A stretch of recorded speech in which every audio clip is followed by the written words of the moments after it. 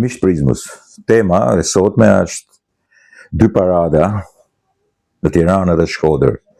Njëra e sforcuar dhe pa publik si ajo Gay Pride në Tiranë, dhe tjetra një moto show, moto festit e pa sforcuar, natyrore, me shumë publik, me shumë muzik, me shumë birë, me shumë zhurmë, edhe me sidomos edhe me shumë njerëz, krejtësisht e pranuar në qytetin verior. Sigurisht një paradë e tillë bëhet edhe në Tiranë dhe sigurisht ka edhe shumë njerëz që e pranojnë dhe që dalin dhe identifikohen me këtë motofesti fantastik. Por çfarë ndryshimi, kush është ndryshimi? Pse?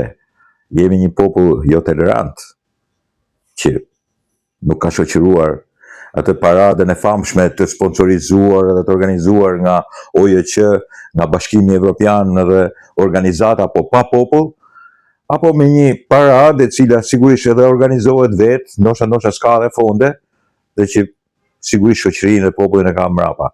Ky është dallimi.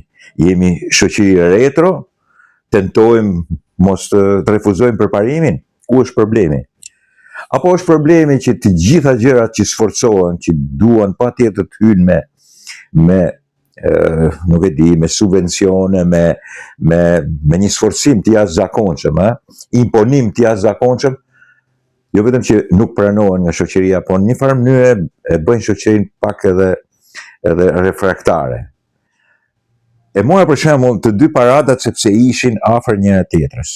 Është një paradë motoristash, me ato xhaketat e zeza, që sigurisht nuk identifikohen kur nuk do të identifikohen me paradat homoseksuale, po themi, ose gay, ose trans, ose bi.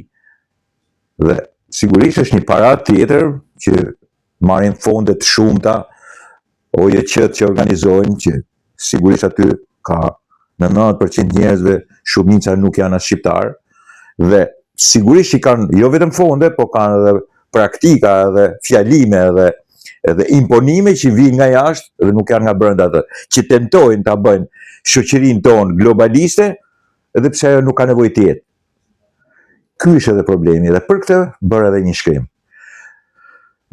Dikush mund ta interpretojnë se zakonisht kështu interpretojnë ta, thonë homofob, nuk jam homofob. Ne i kemi ditur, i kemi pasur gjithmonë ata që janë sjellë si gay ose kanë pas natyra të tilla si gay, kanë qenë aty në hesapin e tyre, askërkush nuk i ka persekutuar. Unë vazhdoj të jem me bindjen që tek drejtat e njeriut hyjnë dhe drejtat e gayve dhe nuk janë surplus këto drejta.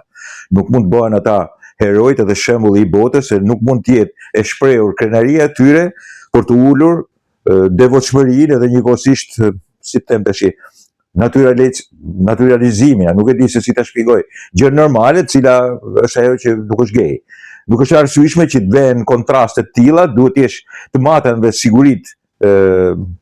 siguritë demokratike dhe të lirisë, nëse je gay apo nuk je gay, edhe të privilegjohesh nëse je i tillë.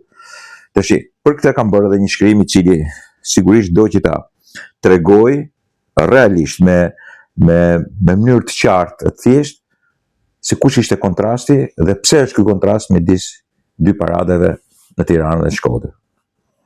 Po jo lexoj. Tirana me paradë gay dhe Shkodra me paradë motoristash, dy skajet e një litari. Në majtë një kontrasti shoqëror e kulturor, Tirana dhe Shkodra afrojnë dy fytyra të ndryshme të Shqipërisë së sotme. Njëra me një paradë të komunitetit LGBT, të mbështetur nga OJQ dhe ambasadat, tjetra me një motofest popullor, natyrshëm, dhe të mirëpritur nga komuniteti lokal. Këto dy aktivitete ilustrojnë jo thjesht dallime tematike, por thellësisht kulturore, nga kozmopolitizmi i sforcuar te naturalizmi i përjetuar. Sigurisht motofest pranohet gjithësisht në Tiranë, kjo është e sigurt, dhe unë këtu nuk dua të bëj dallime. Parada gay në Tiranë përfaqëson një përpjekje të qartë për të sjellë në diskurs publik temat e barazisë dhe drejtave të njerëzit. Por shpesh kjo bëhet jo përmes pjesëmarrjes masive qytetare, po përmes mobilizimit të OEQ-ve, ambasadave dhe institucioneve ndërkombëtare që paguajnë vazhdimisht për këtë ide dhe për këtë kozmopolitizëm të sforcuar. Ajo që mungon ndjeshëm është ndjeshmëria e vetë shoqërisë shqiptare ndaj këtij realiteti. Kjo krijon një ndjenjë imponimi nga jashtë, një kozmopolitizëm artificial që nuk rrënjohet natyrshëm, por prezantohet si përparim. Kjo e vendosëm thojza. Në krahun tjetër, Motofesti i Shkodrës, i gjallë, i zhurmshëm dhe i përqafuar nga komuniteti, është një manifestim i autenticitetit kulturor. Ai nuk kërkon legitimitet nga jashtë, sepse atë e ka nga brenda, nga pjesëmarrja e lirë, dashamirëse dhe entuziaste e qytetarëve, të cilët e ndjejnë këtë aktivitet si të tyre. Nuk është e nevojshme të shpjegohet pse Motofesti ka sukses, sepse është i natyrshëm, jo i porositur. Kjo përballje vën pa një tension. A mund të krahasohet një manifestim i organizuar, i financuar dhe sforcuar si Gay Parade, ose Gay me një ngjarje që rrjedh vetvetiu nga shpirti i qytetit? A është një shfaqje e të drejtave e suksesshme nëse nuk ka publik që i beson, por vetëm institucione që e financojnë? E nëse pranimi është matësi i suksesit, atëherë Motofesti flet vetë. Në fund, nuk është çështje paragjykimi në një komuniteti, por e vërtetës dhe autenticitetit që përfaqësojnë këtë ngjarje. Tiranë dhe Shkodra janë dy skajet militare, kulturor. Njëra tërhiqet nga idealet ndërkombëtare, tjetra mban fort lidhet me traditën dhe shijen popullore. Në këtë rast e kam fjalën. Pyetja që mbetet është: kush e përfaqëson më mirë realitetin shqiptar? Zhurma e motorëve apo heshtja e shesheve në një paradë pa publik? Pra, miqtë mi, ky është edhe diskursi. As pak për të nënvlerësuar, bërë dallime, as pak për të mohuar të drejta të njeriut, as pak, po për të kuptuar që sforcimi,